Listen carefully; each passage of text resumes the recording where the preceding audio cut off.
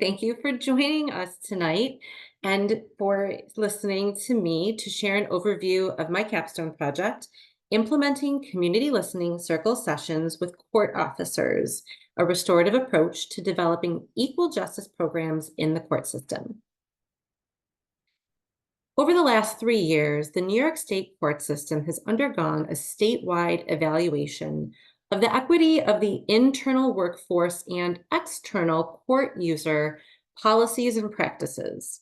From this assessment, 13 recommendations were made, and the court system developed a strategic plan. One of those recommendations was that trust needs to be improved between court officers and the community. And one of the responses to this recommendation in the strategic plan was to develop a court officer community affairs program in every judicial district. Each judicial district would then be given some autonomy for developing this program for their courthouses. Two considerations were immediately realized. First, the success of this program will be dependent on the involvement of the court officers, the people who will directly deliver the program. Second, there is a deep mistrust and low morale between court officers and their administration, as well as among court officers. So the real question became, how are we going to get court officers involved in the program development process when trust and morale amongst the court officer team and with administration is so low?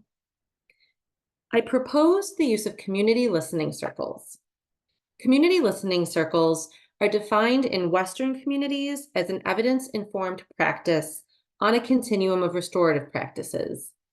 It's very important to understand that circles originate in Indigenous communities, and they have 3 foundational purposes: building relationships, repairing harm, and governance. Different from Westernized information sharing structures like town halls or forums or group meetings, community listening circles offer a unique opportunity to engage court officers with elements that include a voluntary process, ensuring that all voices have an equal opportunity to be heard, facilitating fairness and confidentiality during the process, cultivating respect and collaborative relationships, promoting collective decision-making, and its adaptability to any community setting. And it's important that we think about community settings even within workforces where people are intimately involved in day-to-day decisions. So our practice setting. Well, the New York State court system covers 62 counties within 12 judicial districts. It was important that we started small. Within that New York State court system, we chose to pilot this program in one courthouse and with one court officer team. Using implementation science, the theoretical domains framework, or TDF, was used to identify the individual barriers and facilitators that could impact the implementation effort. And the consolidated framework for research constructs, or CFR, was used to identify the barriers and facilitators at the contextual level, or the management, the organizational level. Using the expert recommendations for implementing change, or ERIC, framework, there were 5 implementation strategies selected to address barriers identified in both the CFR and the TDF. So let's think about those barriers, facilitators, and implementation strategies. And let's start with strengths. For our strengths, the local administration was very invested in having court officer input in this program development instead of just making decisions on their own for how it would be delivered. Additionally, the local union supported collecting and sharing court officer input for this process, and the court officers themselves expressed wanting to be involved in the process. Finally, most importantly, I think the court officers were deeply invested in increasing the trust with the community. So, what are some of the things that were getting in the way? Well, the court administration actually has very limited ability to survey employees. as a result of public servant employee laws. Additionally, court officers didn't really know what to expect from attending community listening circle sessions. They hadn't really heard of them before. And additionally, remember we talked about that trust need. Court officers were very concerned that if they participated in these community listening circle sessions, they might experience some negative consequences from peers or from other administrators. So, how do we deal with this? Chose implementation strategies that included engaging the local union leaders to help coordinate and provide the resources for implementation so that there was a better opportunity for surveying employees. And then we looked at 3 specific individual level strategies. We conducted information sessions about community listening circle sessions, and these were done in group format, in person and virtually. We distributed reading information materials about the community listening circle sessions to court officers so that they could choose to read that on their own time, process the information.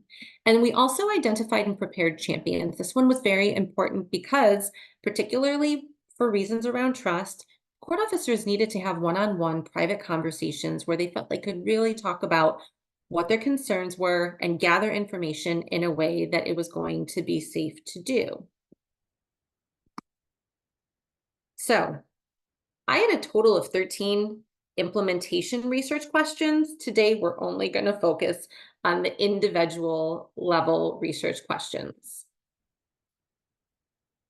So we asked, as a result of attending information sessions or reviewing informational materials or speaking with a champion or any combination of those 3, how much do court officers know about what to expect about attending community listening circle sessions? Are court officers' concerns about negative consequences for attending community listening circle sessions reduced? And are court officers more likely to attend community listening circle sessions as a result of participating in these implementation strategies? For the intervention, there were 3 questions, which are all listed here. First, how effective are community listening circle sessions for court officers for providing input about program development of a court officer's community affairs program?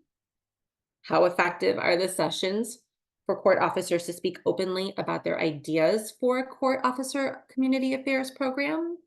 And how effective were the circle sessions for engaging court officers in program development? For our measures, evaluation was conducted through anonymous and voluntary post-test only surveys that were distributed to court officers that might have participated in any of the implementation strategies or who participated in the intervention. I used a mixed methods approach to evaluate the effectiveness for both implementation strategies and the intervention. And this mixed method approach included Likert scale questions ranging from disagree to agree, as well as open-ended questions. And you can see here there are QR codes. If you're interested in the specific questions included in each survey, you can go ahead and scan these QR codes to take a look at the surveys themselves.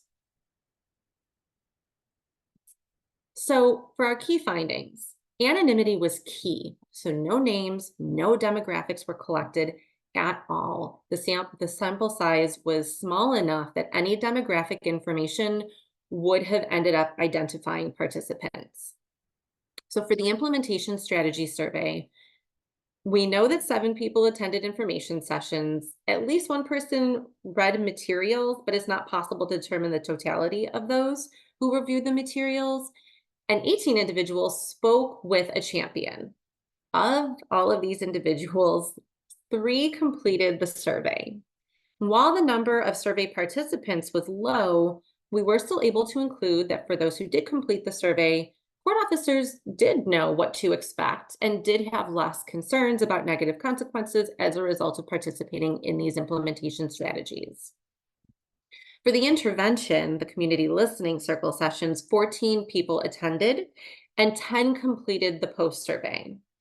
Through both qualitative and quantitative results, we were able to conclude that court officers did feel like they were able to speak openly and provide input using this process, and that they felt engaged. So some insights.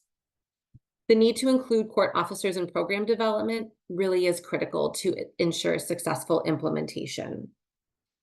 Additionally, I received considerable feedback from court officers outside of the formal evaluation process. And while I'm not therefore able to include it in the formal results, it is information that is imperative for us to include in future work.